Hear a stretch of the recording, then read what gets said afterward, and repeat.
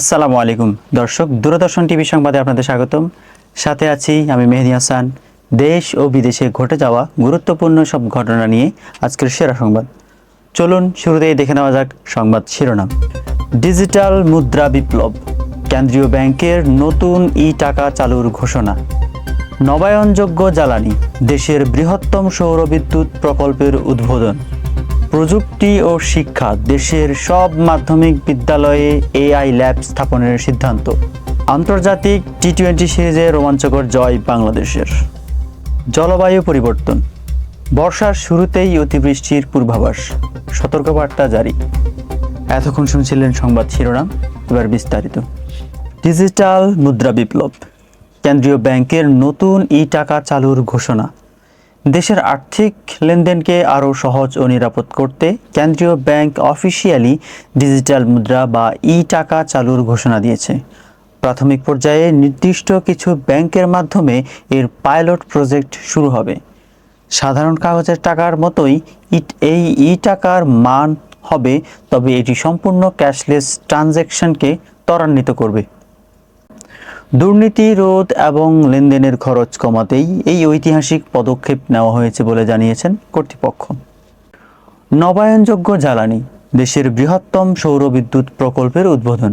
পরিবেশ বান্ধব ও টেকসই জ্বালানি নিশ্চিত করতে দেশের বৃহত্তম সৌরবিদ্যুৎ প্রকল্পের আনুষ্ঠানিক উদ্বোধন করা হয়েছে।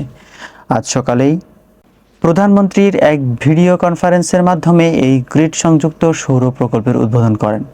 সংশ্লিষ্ট কর্মকর্তারা জানিয়েছেন, এই প্রকল্প থেকে প্রতিদিন 100 মেগাওয়াট বিদ্যুৎ জাতীয় গ্রিডে যুক্ত হবে, যা ওই অঞ্চলের ক্রমবর্ধমান বিদ্যুতের চাহিদা মেটানোর পাশাপাশি কার্বন নিঃসরণ উল্লেখযোগ্য হারে কমিয়ে আনবে।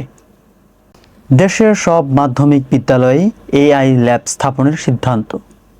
শিক্ষার্থীদের চতুর্থ শিল্প বিপ্লবের চ্যালেঞ্জ মোকাবেলায় প্রস্তুত করতে দেশের সব সরকারি ও বেসরকারি মাধ্যমিক বিদ্যালয়ে আর্টিফিশিয়াল ইন্টেলিজেন্স, এআই ও রোবোটিক্স ল্যাব স্থাপনের সিদ্ধান্ত নিয়েছে শিক্ষা মন্ত্রণালয়।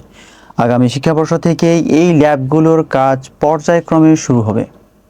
এর মাধ্যমে শিক্ষার্থীরা একেবারে স্কুল পর্যায় থেকেই কোডিং, ডেটা সায়েন্স এবং এআই এর মৌলিক বিষয়গুলো ব্যবহারিক শিক্ষার মাধ্যমে শিখতে পারবে। জলবায়ু পরিবর্তন, বর্ষার শুরুতেই অতিবৃষ্টির পূর্বাভাস, সতর্কবার্তা জারি করেছেন আবহাওয়া অধিদপ্তর। আবহাওয়া অধিদপ্তরের সর্বশেষ পূর্বাভাস অনুযায়ী দক্ষিণ পশ্চিম মৌসুমী বায়ু সক্রিয় হওয়ায় দেশের উপকূলীয় ও মধ্যাঞ্চলে আগামী 72 ঘন্টা ভারী থেকে অতি ভারী বর্ষণের সম্ভাবনা রয়েছে। বিশেষ করে পাহাড়ি এলাকায় ভূমিধসের আশঙ্কা থাকায় স্থানীয় প্রশাসনকে সতর্ক থাকার নির্দেশ দেওয়া হয়েছে। নদীবন্দরগুলোকে 2 নম্বর দূরবর্তী হুঁশিয়ারি সংকেত দেখাতে বলা হয়েছে এবং জেলেদের গভীর সমুদ্রে না যাওয়ার পরামর্শ দেওয়া হয়েছে। দর্শক, এই ছিল আজকের মতো সংবাদ। এতক্ষণ আমাদের সাথে থাকার জন্য অসংখ্য ধন্যবাদ। আপনাদের সাথে ছিলাম আমি মেহেদী হাসান। পরবর্তী সংবাদ দেখার আমন্ত্রণ জানিয়ে এখানেই শেষ করছি। দূরদর্শন টিভির সাথে থাকুন। আল্লাহ হাফেজ। আসসালামু আলাইকুম।